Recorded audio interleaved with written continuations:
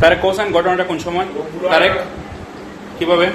না না আমি যখন ডিনারে পয়েন্টে ছিলাম, কাজ করতেছিলাম, বক্তব্য উদ্দেশ্য ছিল।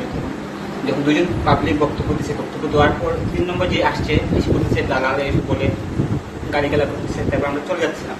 চলে একদিকে আমার রিপোর্টারকে একজন দৌড়ে এসে ধাক্কা দিয়ে দেখা দেওয়ার পর এক পাশে চলে যায় আমার রিপোর্টের সাথে।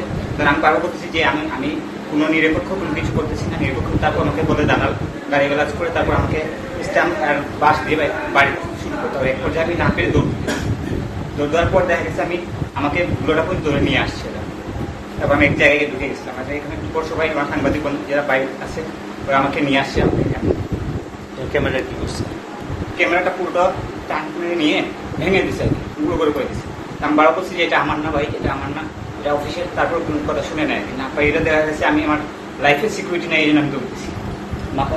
মাথায় বাড়ি দিচ্ছে বাস দিয়ে। আমার হেলমেট ছিল, হেলমেটটা ভেঙে গেছে। মাথায় আপনি আপনার অফিসকে জানিয়েছেন?